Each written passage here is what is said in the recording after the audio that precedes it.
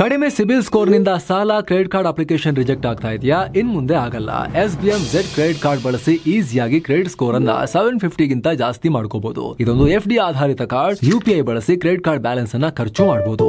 FD ಗೆ RBI ಗ್ಯಾರಂಟಿಯೊಂದಿಗೆ 7% interest ಕೂಡ ಸಿಗುತ್ತೆ. 30 ದಿನದಲ್ಲೇ ಕ್ರೆಡಿಟ್ ಸ್ಕೋರ್ ನಲ್ಲಿ ಇಂಪ್ರೂವ್ಮೆಂಟ್ ಕೂಡ ನೋಡಬಹುದು. ಡಿಸ್ಕ್ರಿಪ್ಷನ್ ಹಾಗೂ ಪಿನ್ ಕಾಮೆಂಟ್ ನಲ್ಲಿರೋ ಲಿಂಕ್ ಮೂಲಕ Z ಆಪ್ ಡೌನ್ಲೋಡ್ ಮಾಡಿ. ಹಾಯ್ ಫ್ರೆಂಡ್ಸ್, RCB 18 ವರ್ಷಗಳ ಬಳಿಕ ಕಪ್ ಹೊಡಿತು. ಅದನ್ನು ಸೆಲೆಬ್ರೇಷನ್ ಮಾಡೋಕೆ ಬೆಂಗಳೂರಿಗೂ ಬಂತು. ಆದ್ರೀಗ ಯಾಕಾದರೂ ಕಪ್ ಗೆದ್ವೋ, ಯಾಕಾದರೂ ಬಂದ್ವೋ ಇಲ್ಲಿಗೆ ಅಂಥೇಳಿ ಗಿಲ್ಟ್ನಲ್ಲಿ ಬೇಜಾರಿನೊಂದಿಗೆ ಟೀಮ್ ವಾಪಸ್ ಹೋಗೋ ರೀತಿ ನಾವು ಮಾಡಿಬಿಟ್ಟಿದ್ದೇವೆ. ಅದಕ್ಕೆ ಕಾರಣ ಕಾಲ್ ತುಳಿತದಲ್ಲಿ ಉಂಟಾದ 11 ಸಾವು. ಯಾರು ಹೊಣೆ ಇದಕ್ಕೆ? ಓಕೆ, ಸೆಲೆಬ್ರೇಷನ್ ಇದೆ ಅಂತ ಹೇಳಿದರು. ನಾನು ಅಭಿಮಾನಿ, ನಾನು ಬಂದೆ. ತಪ್ಪ? ಅಭಿಮಾನಿ ತಪ್ಪ ಹೋಗಿರೋದು?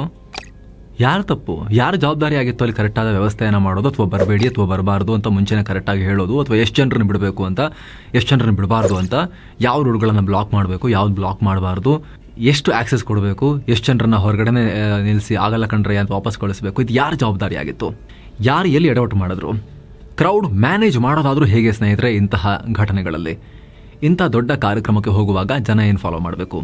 ಕಾಲ್ ತುಳಿತ ಆಗೇ ಹೋಯಿತು, ಏನೂ ಮಾಡೋಕ್ಕಾಗ್ತಾ ಇಲ್ಲ, ಜೀವ ಹೋಗುವಂಥ ಸನ್ನಿವೇಶ ಇದೆ.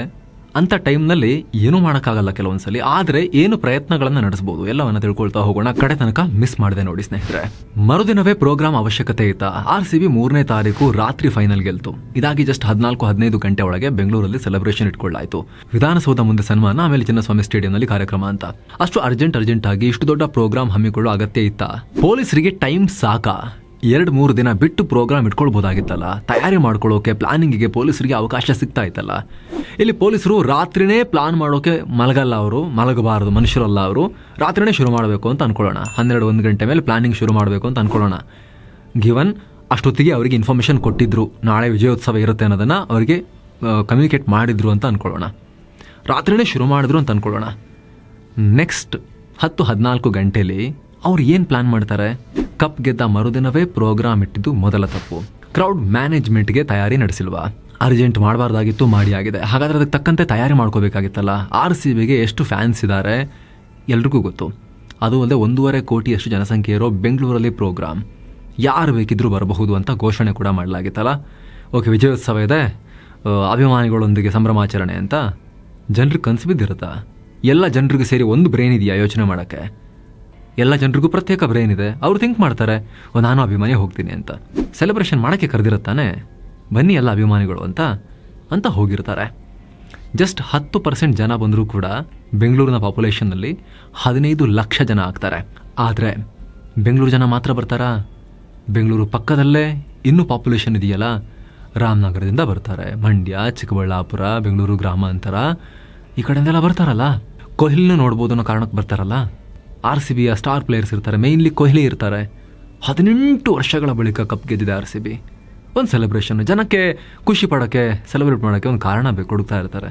ಸಿಕ್ತು ಅಂತ ಬಂದಿರ್ತಾರಲ್ಲ ಪಾಪ. ನಾವು ಮಾತ್ರ ಒಳಗಡೆ ಸೆಲೆಬ್ರೇಟ್ ಮಾಡ್ಕೊಂಡು ಹೋಗ್ತೀವಿ ಅಂತ ಹೇಳಿದ್ದಾರೆ ಅವರು? ಇಲ್ಲ ಅಲ್ಲ.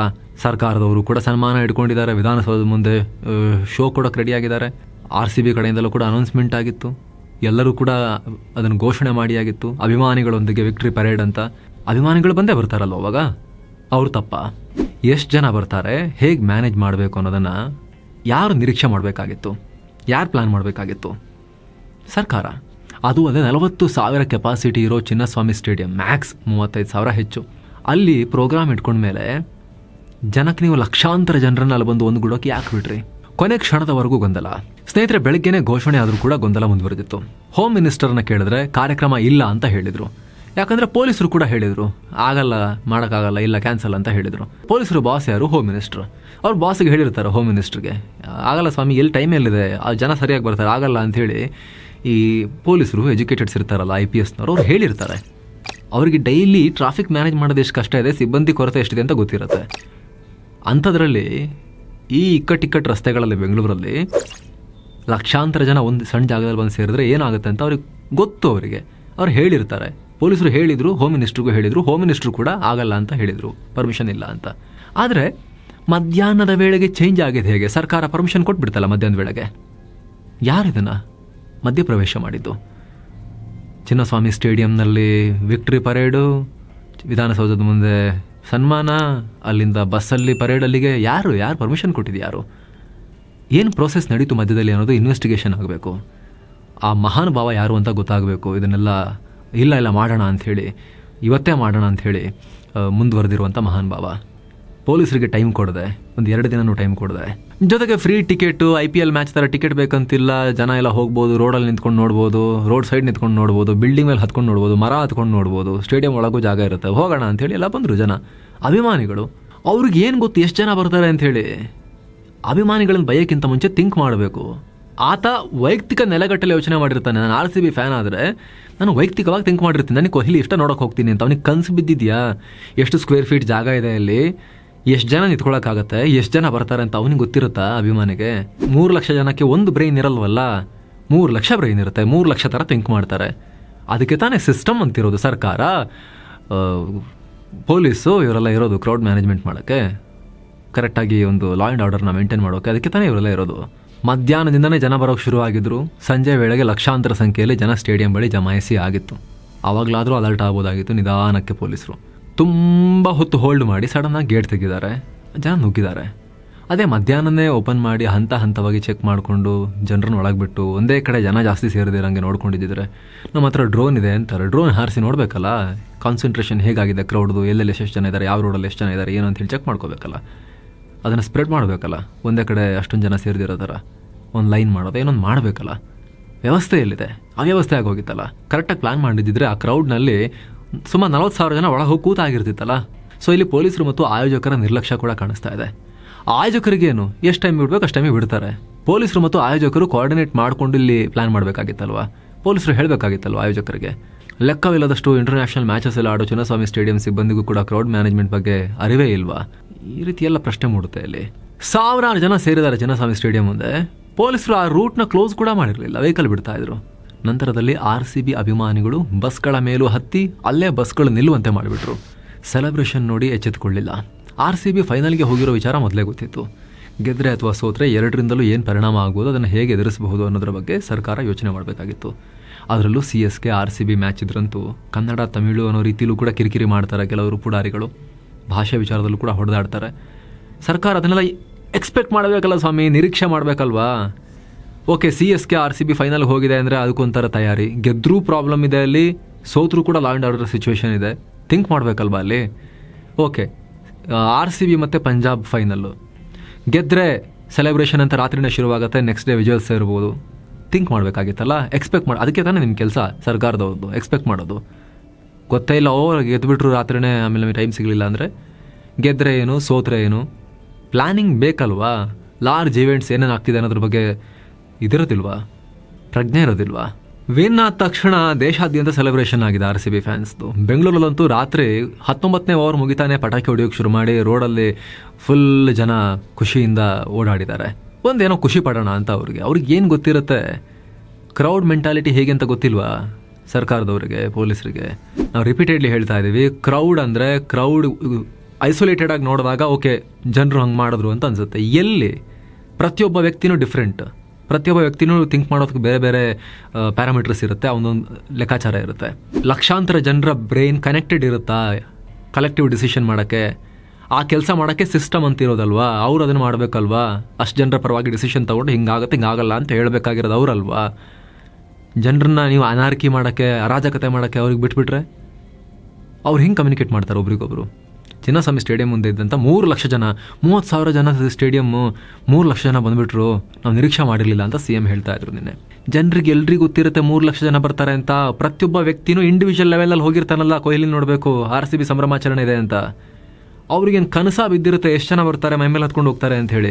ಏನಕ್ಕೆ ಇಟ್ರಿ ಮತ್ತೆ ಪಬ್ಲಿಕ್ ಮೀಟಿಂಗ್ ಇಟ್ಮೇಲೆ ಪಬ್ಲಿಕ್ ಬಂದೇ ಬರ್ತಾರೆ, ಜನ ಬಂದೇ ಬರ್ತಾರೆ ಅಲ್ವಾ? ಮುಂಚೆನೇ ಸರ್ಕಾರ ಇಂತಿಷ್ಟೇ ಜನಕ್ಕೆ ಅವಕಾಶ, ಇಷ್ಟೇ ಜನ ಬರಬೇಕು, ಪಾಸ್ ತೊಗೊಂಡ್ರೆ ಮಾತ್ರ ಬರಬೇಕು, ಆನ್ಲೈನ್ ರಿಜಿಸ್ಟರ್ ಮಾಡ್ಕೋಬೇಕು, ಅಂಥವ್ರು ಮಾತ್ರ ಬರಬೇಕು, ಪಾಸ್ದು ಪ್ರಿಂಟೌಟ್ ತೊಗೊಂಬರ್ಬೇಕು ಅಂತ ಏನಾರು ಹೇಳಿದಾರಾ? ಪಬ್ಲಿಕ್ ಮೀಟಿಂಗ್ ಅಂತ ಮಾಡಿತ್ತಾನೆ. ಈಗ ಕ್ರೌಡ್ನ ಬಯೋಕ್ಕಿಂತ ಮುಂಚೆ, ಜನರನ್ನ ಬಯೋಕ್ಕಿಂತ ಮುಂಚೆ, ಅಭಿಮಾನಿಗಳನ್ನ ಬಯೋಕ್ಕಿಂತ ಮುಂಚೆ ಇದನ್ನೆಲ್ಲ ಥಿಂಕ್ ಮಾಡಬೇಕು ಒಂದ್ಸಲ. ವೈಯಕ್ತಿಕವಾಗಿ ನನ್ನನ್ನು ಕೇಳಿದ್ರೆ ನಿನಗೆ VIP ಸೆಕ್ಯೂರಿಟಿ ಕೊಡ್ತೀನಿ ಬಾರಯ್ಯ ಅಂತ ಹೇಳಿ ಕರ್ಕೊಂಡು ಹೋಗಿ ಸೇಫಾಗಿ ಕರ್ಕೊಂಡ್ಬಂದು ಬಿಡ್ತೀನಿ ಅಂದ್ರೂ ನಾನೇ ಹೋಗ್ತೀನಿ, ನಂಗೆ ಕೆಲಸ ಇದೆ ಅಂತ ಹೇಳ್ತಿದ್ದೆ ನಾನು. ಹಾಗಂತ ಅಲ್ಲಿ ಹೋದವರೆಲ್ಲ ಕೆಲಸ ಇಲ್ಲದವರು ಅಂತ ಹೇಳ್ತೀನಿ ನಾನು? ಹೇಳಲ್ಲ ನಾನು. ಯಾಕಂದರೆ ಅದು ಅವರ ಅಭಿಮಾನ, ಅವ್ರ ಇಷ್ಟ. ಎಲ್ಲರೂ ಒಂದೇ. ಅದಕ್ಕೆ ಹೇಳ್ತಿರೋದು, ಅಗೇನ್ ರಿಪೀಟ್ ಮಾಡ್ತಾ ಇದ್ದೀವಿ, ಎಲ್ಲರ ಮನಸ್ಥಿತಿ ಒಂದೇ ರೀತಿ ಇರೋದಿಲ್ಲ. ನನಗೆ ಒಂದ್ರಲ್ಲಿ ಖುಷಿ ಸಿಗ್ಬೋದು, ಇನ್ನೊಬ್ರಿಗೆ ಇನ್ನೊಂದ್ರಲ್ಲಿ ಖುಷಿ ಸಿಗ್ಬೋದು. ಭಾರತದಲ್ಲಿ ಕ್ರಿಕೆಟ್ನ ಎಂಜಾಯ್ ಮಾಡೋ ದೊಡ್ಡ ಸಮೂಹ ಇದೆ, ವರ್ಗ ಇದೆ. ಪ್ರತಿಯೊಬ್ಬರು ಇಂಡಿವಿಜುವಲ್ ಲೆವೆಲ್ನಲ್ಲೇ ಥಿಂಕ್ ಮಾಡಿರ್ತಾರೆ. ನಾನು ಕೊಹ್ಲಿ ನೋಡ್ಕೊಂಡು ಬರ್ತೀನಿ ಅಂತ ಹೊರಟಿರ್ತಾರೆ. 3 ಲಕ್ಷ ಜನ ಕೊಹ್ಲಿ ನೋಡ್ಕೊಂಬರೋಣ ಅಂತ ಯಾರೂ ಹೋಗಿರೋದಿಲ್ಲ. 3 ಲಕ್ಷ ಜನರ ಪರವಾಗಿ ಒಬ್ಬ ಡಿಸೈಡ್ ಮಾಡಿರೋದಿಲ್ಲ. ಅವರವರ ನೆಲೆಗಟ್ಟಿನಲ್ಲಿ ಹೋಗಿರ್ತಾರೆ. ಕ್ರೌಡಿಗೆ ಗೊತ್ತಿರೋದಿಲ್ಲ ಎಷ್ಟು ಜಾಗ ಇದೆ, ಎಷ್ಟು ಜನ ಬರ್ತಾರೆ, ಪೊಲೀಸರು ವ್ಯವಸ್ಥೆ ಮಾಡ್ಕೊಂಡಿದ್ದಾರಾ ಇಲ್ವಾ, ಸರ್ಕಾರ ಮೂರ್ಖತನ ತೋರಿಸಿದೆಯಾ ಇಲ್ವಾ ಅಂತ ಜನಕ್ಕೆ ಗೊತ್ತಿರೋದಿಲ್ಲ. ಆ 3 ಲಕ್ಷ ಬ್ರೈನ್ಸ್ಗೆ ಆ ಐಡಿಯಾ ಇರೋದಿಲ್ಲ. ಕ್ರೌಡ್ ಮ್ಯಾನೇಜ್ಮೆಂಟ್ ಮಾಡೋದು ಹೇಗೆ? ಭಾರತದಲ್ಲಿ ಈ ರೀತಿ ಕಾಲ್ ತುಳಿತ ಉಂಟಾಗೋದು ಈಗಂತೂ ಕಾಮನ್ ಆಗಿ ಹೋಗಿದೆ. ಧಾರ್ಮಿಕ ಸಭೆಗಳಲ್ಲಿ, ರಾಜಕೀಯ ರ್ಯಾಲಿಗಳಲ್ಲಿ, ರೈಲ್ವೆ ಸ್ಟೇಷನ್ಗಳಲ್ಲಿ ಕಾಲ್ ತುಳಿತ ಆಗ್ತಾನೆ ಇರುತ್ತೆ. ಪ್ರತಿ ವರ್ಷ 4-5 ದುರಂತಗಳು ನಡೆದು 50ಕ್ಕೂ ಅಧಿಕ ಜನ ಪ್ರಾಣ ಕಳ್ಕೊಳ್ತಿದ್ದಾರೆ. ಹೀಗಾಗಿ ಸರ್ಕಾರಗಳು ಎಚ್ಚೆತ್ತುಕೊಳ್ಬೇಕು. ಹೆಚ್ಚು ಜನ ಸೇರೋ ಯಾವುದೇ ಸಭೆ ಇದ್ರೂ ಕೂಡ ಕ್ರೌಡ್ ಮ್ಯಾನೇಜ್ಮೆಂಟ್ ಕಡ್ಡಾಯ ಮಾಡಬೇಕು. ಹಾಗಾದರೆ ಕ್ರೌಡ್ ಮ್ಯಾನೇಜ್ ಹೇಗೆ ಮಾಡೋದು? ಒಂದಷ್ಟು ನಾವು ಬೇಸಿಕ್ ರೂಲ್ಸ್ ಏನು ಅಂತ ನೋಡ್ತಾ ಹೋಗೋಣ. ಯಾವುದೇ ಪ್ರೋಗ್ರಾಮ್ ಇದೆ ಅಂತಾದರೆ ಮೊದಲೇ ಎಷ್ಟು ಜನ ಬರ್ಬೋದು ಅನ್ನೋ ಲೆಕ್ಕಾಚಾರ ಹಾಕಬೇಕು. ಆಲ್ಗೊರಿದಮ್ಗಳನ್ನು ಯೂಸ್ ಮಾಡಿಕೊಂಡು, ಮಾಡೆಲ್ಗಳನ್ನು ಯೂಸ್ ಮಾಡಿಕೊಂಡು ಒಂದು ಕ್ಯಾಲ್ಕುಲೇಷನ್ ಮಾಡೋ ವ್ಯವಸ್ಥೆ ಸರ್ಕಾರದ ಹತ್ರ ಇರಬೇಕು. ನಂತರ ಎಷ್ಟು ಸ್ಕ್ವೇರ್ ಫೀಟ್ ಜಾಗ ಇದೆ, ಎಷ್ಟು ಜನ ಬರ್ತಾರೆ, ಮ್ಯಾನೇಜ್ ಮಾಡೋಕ್ಕಾಗತ್ತಾ ಇಲ್ವಾ, ರೋಡ್ ಎಷ್ಟಾಗಲ ಇದೆ, ರೋಡ್ ಬಿಟ್ಟು ಆ ಕಡೆ ಏನಾದರೂ ಬಿಲ್ಡಿಂಗ್ಗಳಿದಾವ ಅಥವಾ ಬಯಲು ಪ್ರದೇಶ ಇದಾವ, ಅದೆಲ್ಲ ಥಿಂಕ್ ಮಾಡಬೇಕು. ಬಯಲು ಪ್ರದೇಶ ಇದ್ರೂ ಕೂಡ ದಾಟಕ್ಕೇನಾದರೂ ತಡೆಗೋಡೆ ಇದೆಯಾ, ಓಪನ್ ಇದೆಯಾ, ಥಿಂಕ್ ಮಾಡಬೇಕು. ಎಷ್ಟು ಜನರನ್ನು ಮ್ಯಾನೇಜ್ ಮಾಡೋಕ್ಕಾಗತ್ತೆ ಅಷ್ಟು ಜನರಿಗೆ ಮಾತ್ರ ಆ ಪ್ರೋಗ್ರಾಮನ್ನು ಸೀಮಿತಗೊಳಿಸಬೇಕು. ಕಾರ್ಯಕ್ರಮ ಯಾವ ರೀತಿದು, ಅದಕ್ಕೆ ಯಾವ ರೀತಿಯ ಜನ ಬರ್ತಾರೆ, ಗೆಸ್ಟ್ಗಳು ಯಾವ ಥರ ಇರ್ತಾರೆ, ಕ್ರೌಡ್ ಯಾವ ಥರ ಇರ್ತಾರೆ, ಯಾವ ಏಜ್ ಗ್ರೂಪ್ನವ್ರು ಬರ್ತಾರೆ, ಮಹಿಳೆಯರು ಜಾಸ್ತಿ ಬರ್ತಾರಾ, ಮಕ್ಕಳು ಜಾಸ್ತಿ ಬರ್ತಾರಾ, ಮಧ್ಯ ವಯಸ್ಸಿನ ಗಟ್ಟುಮುಟ್ಟಾಗಿರೋರು ಜಾಸ್ತಿ ಬರ್ತಾರಾ, ವೃದ್ಧರು ಬರ್ತಾರಾ ಅಂತ ಯೋಚನೆ ಮಾಡಬೇಕು. ಮಹಿಳೆಯರಿಗೆ ಎಷ್ಟು ಕಷ್ಟ ಆಗುತ್ತೆ, ಮಕ್ಕಳಿಗೆ ಎಷ್ಟು ಕಷ್ಟ ಆಗುತ್ತೆ. ಈ ಥರ ಕ್ರೌಡ್ ಮೈ ಮೇಲೆ ಹತ್ಕೊಂಡು ಹೋಗ್ತಾ ಇದ್ದಾರೆ ನೋಡಿ. ಮೃತಪಟ್ಟವರದ ಮಹಿಳೆಯರ ಸಂಖ್ಯೆ ಎಷ್ಟಿದೆ ಅಂತ, ಮಕ್ಕಳ ಸಂಖ್ಯೆ ಎಷ್ಟಿದೆ ಅಂತ. ವಯಸ್ಸಾದವ್ರಿಗೆ ಹೆಂಗಾಗುತ್ತೆ ಆ ರೀತಿ ಆದಾಗ? ಗಟ್ಟಿಮುಟ್ಟಿರೋರು, ದೃಢಕಾಯ ಇರೋರು ಸ್ವಲ್ಪ ತಳ್ಳಿಬಿಟ್ಟೇನೋ ಬಚಾವಾಗ್ಬೋದು, ಅವ್ರಿಗೂ ಕಷ್ಟ, ಬಟ್ ಚಾನ್ಸಸ್ ಜಾಸ್ತಿ ಇರುತ್ತೆ ಅವ್ರದ್ದು. ಅದೆಲ್ಲ ಅನಲೈಸ್ ಮಾಡಬೇಕು ಇದನ್ನು ಆರ್ಗನೈಸ್ ಮಾಡೋರು. ತುಂಬ ಸಲ ಸೆಲೆಬ್ರೇಷನ್ ಅಂದ ತಕ್ಷಣ ಕುಡಿದು ಕುಣಿಯೋಣ ಅಂತಲೂ ಬಂದಿರ್ತಾರೆ. ಅದೇ ರಾಜಕೀಯ ರ್ಯಾಲಿಗೆ ಪೇಮೆಂಟ್ ಗಿರಾಕಿಗಳು ಬಂದಿರ್ತಾರೆ. ದುಡ್ಡು ಇಸ್ಕೊಂಡು ಒಂಚೂರು ಜೈಕಾರಕ್ಕೆ ಹೋಗ್ಬಿಟ್ಟು ಬಂದ್ಬಿಡೋಣ ಅಂಥೇಳಿ, ಬೆಳಿಗ್ಗೆ ಈ ರ್ಯಾಲಿ, ನೆಕ್ಸ್ಟ್ ಮಧ್ಯ ಮೇಲೆ ಈ ಪಕ್ಷದ ರ್ಯಾಲಿ ಅಂಥೇಳಿ. ಹೀಗೆ ಪ್ರತಿ ಕಾರ್ಯಕ್ರಮದ ಕ್ರೌಡ್ ಬೇರೆ ಬೇರೆ ತರಹದ್ದಿರುತ್ತೆ. ರಿಸ್ಕ್ ಬಗ್ಗೆ ಮೊದಲೇ ಯೋಚನೆ ಮಾಡಬೇಕು. ಕಾರ್ಯಕ್ರಮ ನಡೆಯೋ ಜಾಗದಲ್ಲಿ ಮಳೆ ಬರುತ್ತಾ ಅಂತ ಕೂಡ ಯೋಚನೆ ಮಾಡಬೇಕು. ಓವರ್ ಕ್ರೌಡ್ ಆಗೋದು, ಬೆಂಕಿ ಅನಾಹುತ ಆದರೆ ಅದನ್ನು ಮ್ಯಾನೇಜ್ ಮಾಡೋದು, ಕಾಲು ತುಳಿತ ಆಗೋ ಅಪಾಯ ಇದ್ರೆ ಅಂತೆಲ್ಲ ಯೋಚನೆ ಮಾಡಬೇಕು. ಚಿನ್ನಸ್ವಾಮಿ ಸ್ಟೇಡಿಯಂ ಬಿಡಿ, ವಿಧಾನಸೌಧದಲ್ಲಿ ಆಟಗಾರನ ಕೂರಿಸ್ಕೊಂಡಿದ್ದಾರೆ ಸನ್ಮಾನ ಮಾಡೋಕ್ಕೆ ಅಂಥೇಳಿ ಎಲ್ಲ ಕವರ್ ಆಗಿಬಿಟ್ಟಿದ್ದಾರೆ. ಕ್ಯಾಮರಾದವರು, CM, DCM, security. ಕೆಳಗೆ ಪಾಪ ಅಲ್ಲಿ 400 ಮೀಟರ್ ದೂರದಲ್ಲಿ ಕೂತಿರುವಂತಹ, ರೋಡಲ್ಲಿ ಕೂತಿರುವಂಥ ಜನರಿಗೆ ಏನು ಕಾಣಿಸ್ತಾನೇ ಇಲ್ಲ. ಫಸ್ಟ್ ಆಫ್ ಆಲ್ ಕ್ಲಿಯರ್ ಇದ್ರೇ ಕಾಣಿಸಲ್ಲ, ಇಷ್ಟು ಸಣ್ಣ ಮುಖ ಕಾಣುತ್ತೆ. ಅಡ್ಡ ನಿಂತ್ಕೊಂಡ್ಬಿಟ್ಟಿದ್ದಾರೆ.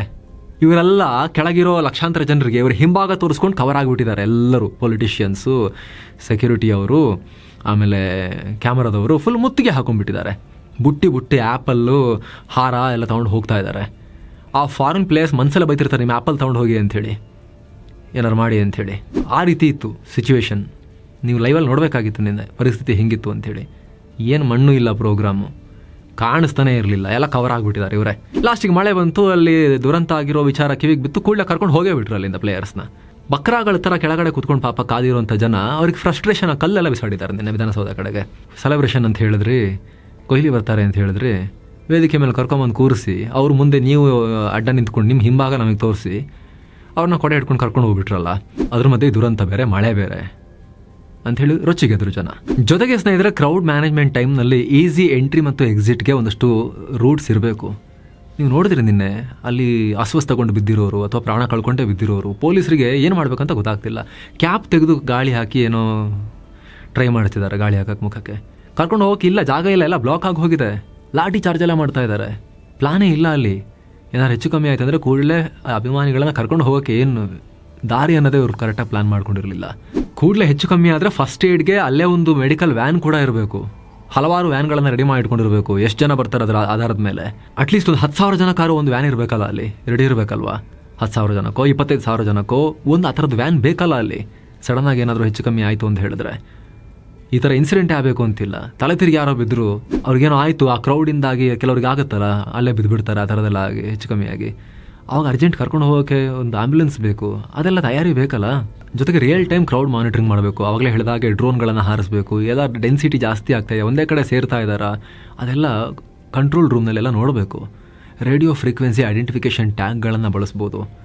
ಈ ಕಾನ್ಸರ್ಟ್ಗಳಲ್ಲೆಲ್ಲ ರಿಸ್ಟ್ ಬ್ಯಾಂಡ್ ಥರ ಕೈಗೆ ಕಟ್ಕೊಳ್ಳೋದನ್ನೇ ನೋಡಿರ್ಬೋದು. ಇದರಿಂದ ಪರ್ಟಿಕ್ಯುಲರ್ ಜಾಗದಲ್ಲಿ ಎಷ್ಟು ಜನ ಸಾಂದ್ರತೆ ಆಗ್ತಾ ಇದೆ, ಸೇರ್ತಾ ಇದ್ದಾರೆ, ರಿಯಲ್ ಟೈಮ್ ಡೇಟಾ ಸಿಗುತ್ತೆ.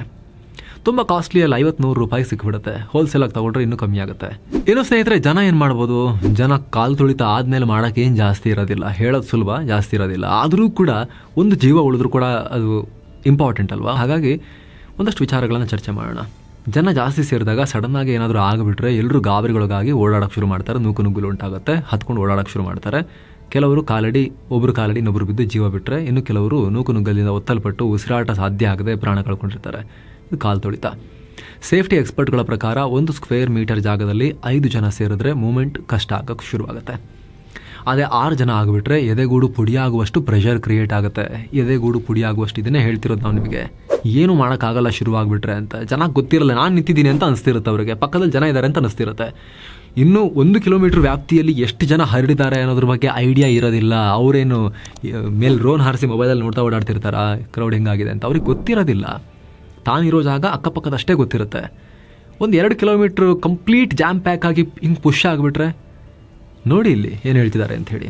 1 ಸ್ಕ್ವೇರ್ ಮೀಟರ್ ಜಾಗದಲ್ಲಿ 5 ಜನ ಇದ್ದರೆ ಇಕ್ಕಟ್ಟಾಗುತ್ತೆ ಅಂಥೇಳಿ, ಜೊತೆಗೆ 6 ಜನ ಆಗಿಬಿಟ್ರೆ, 1 ಜನ ಜಾಸ್ತಿ ಆಗಿಬಿಟ್ರೆ ಅಷ್ಟೇ ಜಾಗದಲ್ಲಿ ಎದೆಗೂಡು ಪುಡಿ ಆಗುವಷ್ಟು ಪ್ರೆಷರ್ ಕ್ರಿಯೇಟ್ ಆಗುತ್ತೆ ಅಂತ ಹೇಳ್ತಾರೆ ತಜ್ಞರು. ಹೇಳಿದಷ್ಟು ಸುಲಭ ಇಲ್ಲ, ಜನರನ್ನು ಬ್ಲೇಮ್ ಮಾಡೋದು ಈಸಿ, ಜನರಿಗೆ ಗೊತ್ತಾಗಲ್ಲ ಅದು. ಜೊತೆಗೆ ಮೊಬೈಲ್ನಲ್ಲಿ ಎಮರ್ಜೆನ್ಸಿ ಕಾಂಟ್ಯಾಕ್ಟನ್ನು ಸೇವ್ ಮಾಡಿಟ್ಕೊಂಡಿರಬೇಕು. ಅದು ಕೂಡ ಬಹಳ ಯೂಸ್ ಆಗುತ್ತೆ ಅಂತ ಹೇಳೋಕ್ಕಾಗಲ್ಲ. ಇಷ್ಟೊಂದು ಕ್ರೌಡ್ ಸೇರಿದಾಗ ಕಾಲ್ ಹೋಗಲ್ಲ, ಇಂಟರ್ನೆಟ್ ವರ್ಕ್ ಆಗಲ್ಲ, ಈ ಥರದ್ದೆಲ್ಲ ಆಗುತ್ತೆ. ನಮಗೆ ಚಿನ್ನಸ್ವಾಮಿ ಸ್ಟೇಡಿಯಂನಲ್ಲಿದ್ದವರು ನಮ್ಮ ಮಿತ್ರರು ವಾಟ್ಸಪ್ ಮಾಡಿ ಕೇಳ್ತಿದ್ದಾರೆ, ಏನು ಗೊತ್ತಾಗ್ತಾ ಇಲ್ಲ, ಇಲ್ಲಿ ಏನೇನೋ ರೂಮರ್ಸ್ ಹರಡ್ತಾ ಇದೆ, ಏನಾಗಿದೆ ಸ್ವಲ್ಪ ಕನ್ಫರ್ಮ್ ಮಾಡ್ತೀರಾ ಅಂತ. ಒಳಗಿದ್ದವ್ರಿಗೆ ಗೊತ್ತಿಲ್ಲ ಏನಾಗ್ತಿದೆ ಅಂತ ಹೇಳಿ, ಅದನ್ನೇ ಹೇಳ್ತಿರೋದು ನಾವು. ಕ್ರೌಡ್ ಬ್ಲೇಮ್ ಮಾಡೋದು ಈಸಿ, ಅವ್ರಿಗೇನು ಗೊತ್ತಾಗ್ತಿರಲ್ಲ ಅಲ್ಲಿ ಅಂತ.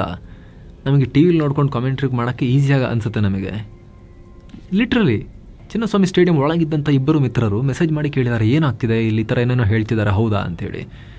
ಅಲ್ಲಿ ಇಂಟರ್ನೆಟ್ ವರ್ಕ್ ಆಗಲ್ಲ, ಆ ಕ್ರೌಡಲ್ಲಿ ಕಾಲ್ ಹೋಗಲ್ಲ, ಈ ಥರದ್ದೆಲ್ಲ ಸಿಚುವೇಶನ್ ಇರುತ್ತೆ.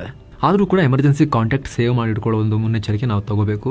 ಜೊತೆಗೆ ಸಣ್ಣ ಚೀಟಿಯಲ್ಲಿ ಅಡ್ರೆಸ್ ಮತ್ತು ಎಮರ್ಜೆನ್ಸಿ ಫೋನ್ ನಂಬರ್ ಬರೆದು ಜೇಬ್ನಲ್ಲಿ ಇಟ್ಕೊಂಡಿದ್ರೆ ಹೆಚ್ಚು ಕಮ್ಮಿ ಆಯಿತು ಅಂದರೆ ನಮಗೂ ಕೂಡ ಸೆಕ್ಯೂರಿಟಿ ಸಿಬ್ಬಂದಿ ಅದನ್ನು ನಮ್ಮನ್ನು ಎತ್ಕೊಂಡು ಹೋದಾಗ ಸಂಬಂಧಪಟ್ಟವ್ರಿಗೆ ಕಾಲ್ ಮಾಡೋಕ್ಕೆ ಹೆಲ್ಪ್ ಆಗುತ್ತೆ. ಜೊತೆಗಿಂತ ದೊಡ್ಡ ಕಾರ್ಯಕ್ರಮಗಳಿಗೆ ಹೋಗುವಾಗ ಲೈಟಾಗಿ ಹೋಗಬೇಕು, ಹೆವಿಯಾಗಿ ಲಗೇಜ್ಗಳನ್ನು ಹೊತ್ಕೊಂಡೆಲ್ಲ ಹೋಗಬಾರ್ದು. ಆದಷ್ಟು ಈಸಿಯಾಗಿ ಮೂವ್ ಆಗೋಕ್ಕೆ ನಿಮ್ಗೆ ಅವಕಾಶ ಆಗೋ ಥರ ನೀವು ಲೈಟಾಗಿ ಹೋಗಬೇಕು. ಇನ್ನು ಆ ಜನಸಂದಣಿಯಲ್ಲಿ ಕ್ರೌಡ್ನಲ್ಲಿ ನಮ್ಮ ತಲೆ ಆದಷ್ಟು ಮೇಲಿರೋ ಥರ ನೋಡ್ಕೋಬೇಕು, ಬೀಳದೇ ಇರೋ ಥರ ನಾವು ಟ್ರೈ ಮಾಡಬೇಕು. ಉಸಿರಾಟಕ್ಕೆ ಸಮಸ್ಯೆ ಆಗದಿರೋ ಥರ ನಾವು ನೋಡ್ಕೋಬೇಕು. ಕೈಗಳನ್ನು ಬಾಕ್ಸಿಂಗ್ ಪೊಸಿಷನ್ನಲ್ಲಿ ಇಟ್ಕೋಬೇಕು, ಹೀಗೆ ಅಡ್ಡ ಇಟ್ಕೋಬೇಕು. ಆಗ ಎದೆಗೂಡು ಶ್ವಾಸಕೋಶಕ್ಕೆ ಸ್ವಲ್ಪ ರಕ್ಷಣೆ ಸಿಗುತ್ತೆ. ಸ್ವಲ್ಪ ಒತ್ತೋದ್ರಿಂದ ಬಚಾವಾಗೋಕ್ಕೆ ಪ್ರಯತ್ನ ಪಡ್ಬೋದು. ಜೊತೆಗೆ ಕಾಲು ತುಳಿತ ಶುರುವಾಗೇ ಬಿಡ್ತು ಅಂದರೆ ವಿರುದ್ಧ ದಿಕ್ಕಿನಲ್ಲಿ ಹೋಗೋಕ್ಕೆ ಟ್ರೈ ಮಾಡಬೇಡಿ. ಕ್ರೌಡ್ ಯಾವ ದಿಕ್ಕಿಗೆ ಹೋಗ್ತಿದೆ ಆ ದಿಕ್ಕಿಗೆ ಹೋಗೋಕ್ಕೆ ಪ್ರಯತ್ನ ಪಡೋದು ಕೂಡ ಇಂಪಾರ್ಟೆಂಟ್. ಜೊತೆಗೆ ಪ್ರತಿಯೊಬ್ಬರಿಗೂ ಕೂಡ ದೂಡಬೇಡಿ, ನಿಧಾನ ಅಂತ ಹೇಳಿಕೊಂಡು ಮ್ಯಾನೇಜ್ ಮಾಡೋಕ್ಕೆ ಟ್ರೈ ಮಾಡಬೇಕು. ಬಟ್ ಏನು ಹೇಳ್ತೀವಿ ಸ್ನೇಹಿತರೆ, ಇವೆಲ್ಲ ಹೇಳೋಕ್ಕಷ್ಟೇ ಚೆಂದ ಮೂಮೆಂಟಲ್ಲಿ ಮಾಡೋಕ್ಕಾಗೋದಿಲ್ಲ. ಅಲೆ ರೀತಿ ಬಂದುಬಿಡುತ್ತೆ ಪ್ರೆಷರ್. ಲಕ್ಷಾಂತರ ಜನ ಸೇರಿದಾಗ ಯಾರನ್ನು ತಡೀತೀರಾ? ಈ ಬಸ್ ಹತ್ತಬೇಕಾದ್ರೆ ತುಂಬ ಕ್ರೌಡ್ ಇದ್ದಾಗ ಬಾಗಿಲ ಹತ್ರ ನಿಂತರೆ ಸಾಕು, ಹಿಂದಿರೋರು ದೂಡಿ ನಿಮ್ಮನ್ನು ಹತ್ತಿಸ್ತಾರಲ್ಲ, ಆ ರೀತಿ ನಮ್ದೇನು ಕಂಟ್ರೋಲಲ್ಲಿ ಇರೋದಿಲ್ಲ ಅವಾಗ. ಬಟ್ ಸ್ಟಿಲ್ ಗೊತ್ತಿರಲಿ ಅಂತ ಅಷ್ಟೇ. ಒಂದು ವೇಳೆ ಬಿದ್ದು ಬಿಟ್ಟರೆ ಕೂಡಲೇ ಎದ್ದು ನಿಲ್ಲೋಕೆ ಶಕ್ತಿ ಮೀರಿ ಪ್ರಯತ್ನ ಪಡಬೇಕು. ಆಗ್ತಾನೆ ಇಲ್ಲ ಅಂದರೆ ದೇಹದ ಎಡಭಾಗಕ್ಕೆ ತಿರುಗಿ ಮಲಗಿಬಿಡಬೇಕು. 2 ಕೈಗಳಿಂದ ತಲೆ, ಮುಖ ಮತ್ತು ಎದೆ ಭಾಗವನ್ನು ಕವರ್ ಮಾಡಬೇಕು ಅಂತ ತಜ್ಞರು ಹೇಳ್ತಾರೆ. ಕಾಲುಗಳಿಂದ ಹೊಟ್ಟೆ ಭಾಗವನ್ನು ಕವರ್ ಮಾಡ್ಕೋಬೇಕು ಅಂತ ಹೇಳ್ತಾರೆ. ಇದರಿಂದ ದೇಹದ ಪ್ರಮುಖ ಅಂಗಗಳಿಗೆ ಒಂದು ರಕ್ಷಣೆ ಸಿಗುತ್ತೆ. ನಿಮಗೆ ರಕ್ಷಣೆ ಬರೋವರೆಗೂ ಕೂಡ ಅದೆಲ್ಲ ಕ್ಲಿಯರ್ ಆಗೋ ತನಕನಾರು ಕೂಡ ಜೀವ ಉಳಿಸ್ಕೊಳ್ಳೋಕೆ ಅದರಿಂದ ಸ್ವಲ್ಪ ಹಿಡಿದಿಟ್ಕೊಳ್ಳೋಕೆ ಪ್ರಯತ್ನ ಪಡ್ಬೋದು ಅಂತ. ಸ್ನೇಹಿತರೆ, ಬಗ್ಗೆ ನಿಮಗೆ ಏನು ಅನಿಸುತ್ತೆ ಕಾಮೆಂಟ್ ಮಾಡಿ ತಿಳಿಸಿ. ಮತ್ತೆ ಭೇಟಿ ಆಗ್ತಿರೋಣ. ನಮಸ್ತೆ.